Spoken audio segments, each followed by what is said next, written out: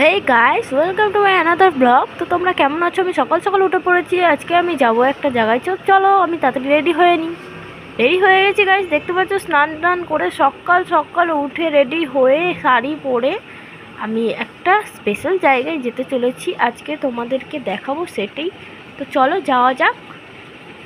তারপরে আমি গুটি গুটি পায়ে হেঁটে চলে যাই। তারপরে দেখি ব্ল্যাকি বসে আছে সামনে। তারপরে আমাদের টোটো পেরিয়ে আমি গোমাতা এসেছিল, তাকে আমি দুটো আলু খাওয়াতে গেছিলাম। তো সে ভালো মতো আলুটিকে খেয়ে নিল। একটা আলু পড়ে গেছিলো বটে, কিন্তু আমি তাকে তুলে আবার খাইয়ে দিই। সে খেয়েও নেই এবং খুব ভালো বিহেভ করে আমার সাথে, আর আমি ওকে আদরও করে দিই গাইস। তারপরে আমরা আমাদের নতুন টোটোতে উঠে পড়ি।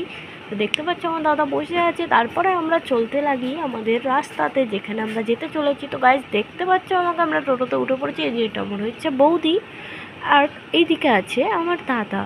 তো গাইস দেখতে পাচ্ছ, তারপরে চলে এসছে আমার হবু বৌদি, আমার দাদার গার্লফ্রেন্ড। তো তারপরে দেখতে পাচ্ছ ওরাও বসে আছে, পুরো সবুজ সবুজ লাল লাল, এদিকে আমি গোলাপি।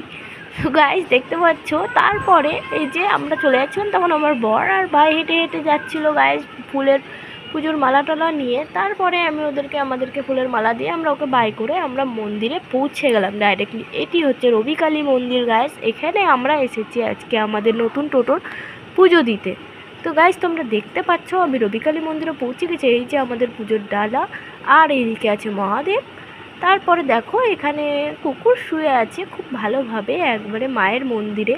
তারপরে গাইস দেখতে পাচ্ছ আমার দাদা বৌদি দাঁড়িয়ে আছে সামনেখানে। তারপরে ওদেরকে পাশ কাটিয়ে আমি চলে গেলাম মায়ের কাছে একবারে। তো মাকে তোমরা দেখে নাও গাইস, এটি হচ্ছে রবিকালী মন্দিরের মা, একদম জাগ্রত যাকে বলে।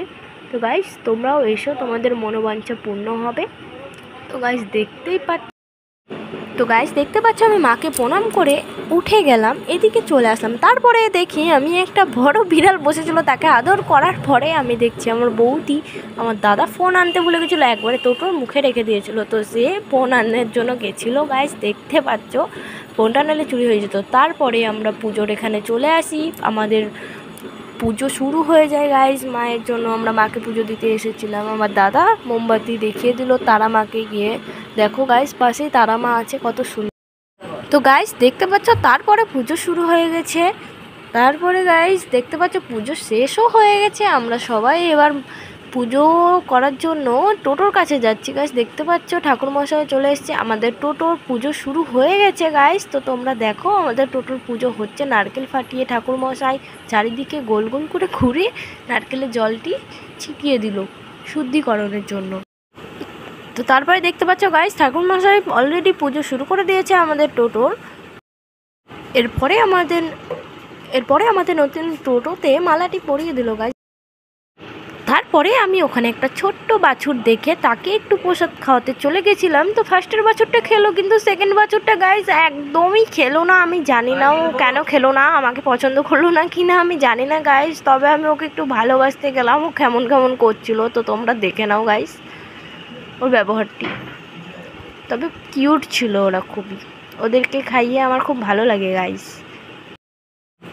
তারপরে দেখতে পাচ্ছ আমি ওর সাথে একটু খেলা করে নিচ্ছিলাম। তারপরে আমাদের টোটোর পুজো পুরোপুরি কমপ্লিট হয়ে যাওয়ার পরে আমি একটু টোটো চালিয়ে নিচ্ছিলাম, দেখতে পাচ্ছ গাইস। রবিকালীতে এসছি আর পাতালেশ্বর যাবো না। তারপরে মহাদেবকে প্রণাম করে আমরা বাড়ির দিকে রওনা হলাম গাইস। তো এখানেই আমার ব্লগটি শেষ হলো। ভালো লাগলে অবশ্যই ভালোবাসা দিও তোমরা। থ্যাংক ইউ গাইস, আর বাই গাইস।